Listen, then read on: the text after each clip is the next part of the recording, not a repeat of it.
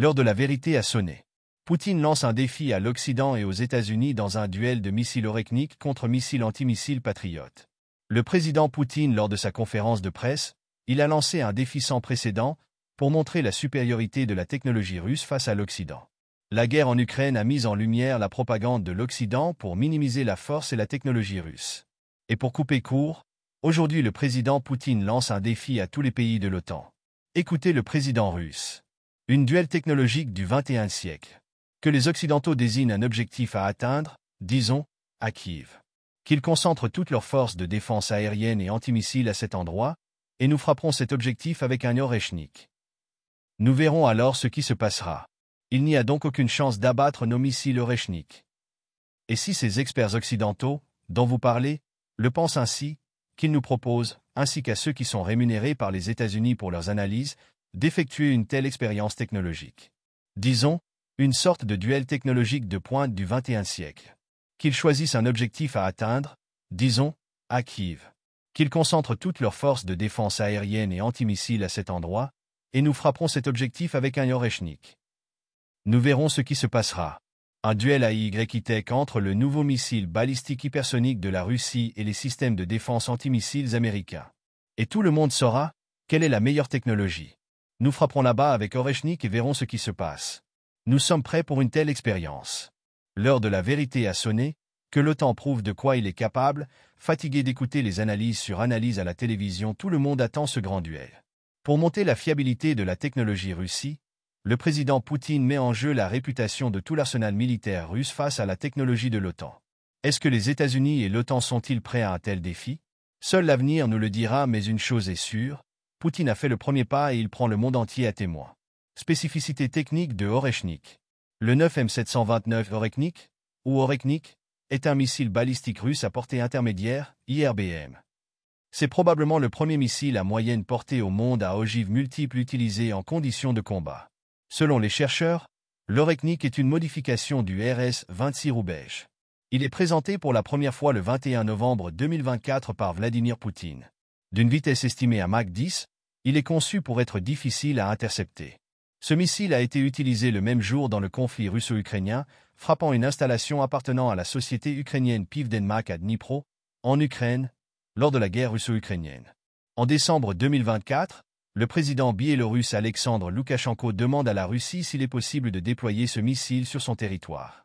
Le président Vladimir Poutine a répondu qu'il considérait cela possible au cours du second semestre 2025, lorsque la production de ces armes augmentera en Russie et que ces missiles entreront en service dans les forces stratégiques russes. La Russie déploie déjà des vecteurs nucléaires tactiques en Biélorussie, Iskander-M et Su-25, Frogfoot. Le Patriot MIM-104. Le Patriot MIM-104 est un système de missiles solaires à moyenne portée construit aux États-Unis utilisé par l'armée américaine et plusieurs pays de l'OTAN et d'Asie. Il a remplacé le MIM-14 Nike Hercule dans la défense antiaérienne de haute et moyenne altitude dans l'arsenal de l'armée des États-Unis et a complété le système Hawk. Ce dernier est un système de défense antiaérien tactique mobile contre les cibles évoluant à basse altitude retiré du service en 2002. De plus, le Patriot assure le rôle de plateforme antimissile balistique, ABM, antibalistique missile, dans l'armée des États-Unis, ce qui est aujourd'hui sa mission principale.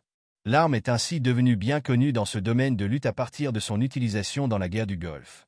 Le Patriot combine un système avancé de missiles d'interception antiaérienne et l'un des radars les plus performants du monde, en ce qui concerne la poursuite des cibles. Le Patriot est le premier système d'armes antiaériennes à avoir engagé avec succès un missile balistique tactique en combat, et également le premier à avoir fourni une protection antimissile tactique en opération. Le système SAM et le radar du Patriot ont été développés par l'armée des États-Unis à l'arsenal de Redstone à Huntsville, Alabama, qui avait précédemment conçu les systèmes antimissiles Spartan et Safeguard. Un ancien nom de code du Patriot était SAMD. Le missile est produit dans une usine de Camden, Arkansas, 3. Il peut être conservé environ 40 ans. Conlog, une entreprise à 50/50e entre LFK GmbH, depuis 2011 MBD à Deutschland, et Raytheon fondé en 1987 à Schrobenhausen, en Bavière, s'occupe des maintenances et modernisations des missiles en Europe. Jusqu'aux années 1990, des moteurs sont fabriqués en Allemagne 4, plus de 5000 missiles PAC-2 et sous-variantes sont fabriqués sur ce site à partir de juin 1990. Le 3 janvier 2024, l'agence OTAN de soutien et d'acquisition attribue la production d'1 millier de missiles Patriot Pack de GMT à Conlog qui doit augmenter sa capacité de production 5. Le Patriot est, avec le THAAD et le RIM-161SM-3 de l'US Navy, l'un des seuls systèmes tactiques opérationnels pour la défense antimissile balistique des États-Unis dans les années 2010. Le dernier Patriot Pack 3 est considéré comme performant. Toutefois, l'efficacité en combat des versions antérieures a été controversée. Autre système antimissile de l'OTAN. THAAD, Terminal High Altitude Area Defense. Pays utilisateurs, principalement les États-Unis, mais peut être déployé temporairement pour soutenir d'autres pays de l'OTAN. Description. Au système conçu pour intercepter les missiles balistiques à haute altitude, y compris à l'extérieur de l'atmosphère.